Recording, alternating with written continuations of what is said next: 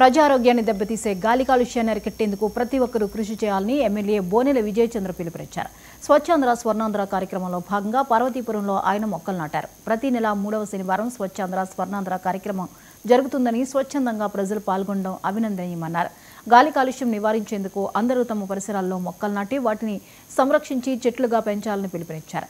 ఈ కార్యక్రమంలో municipal commissioner, పారిశుద్ధ్య విభాగం అధికారులు, కౌన్సిల్ సభ్యులు, టీడీపీ నాయకులు, స్థానికులు పాల్గొన్నారు.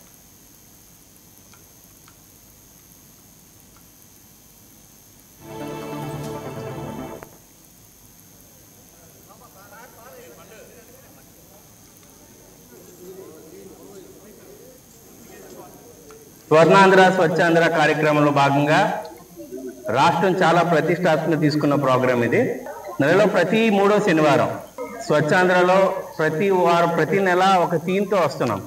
ఈరోజు ఎయిర్ పొల్యూషన్ని కంట్రోల్ చేయాలని ఒక దృఢ సంకల్పంతో రాష్ట్రం మొత్తం పిలిపివ్వడం జరిగింది. అందులో భాగంగా పార్వతీపురం మున్సిపాలిటీ ఈరోజు విభాగంలో చెట్లు నాటుతూ శ్రమదానం చేస్తూ 18వ వార్డుకి 19వ వార్డుకి చుట్టుపక్కల 5 వార్డులకు కావాల్సిన ఈ శ్మశాన వాటిని ఇక్కడ మట్టి వేసుకోవడం కాదు కానీ మొక్కలు నాటుకోవడం కానీ ఒక ఆహ్లాదకరమైన వాతావరణాన్ని, అంటే మనందరూ దీన్ని స్వర్గధామం అని అంటారు, ఆ తరహాలో నెలాలనే ఒక ఉద్దేశంతో ప్రజలు స్వచ్ఛందంగా వచ్చి ఈరోజు కార్యక్రమంలో పాల్గొనడం జరిగింది.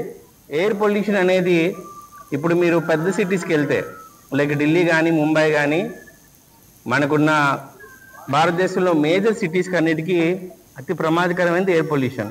అంటే ఈ వింటర్లో మీరు ఢిల్లీ ఎవరైనా వెళ్తే ఆ సమస్య మీరు అందరూ చూస్తూనే ఉంటారు.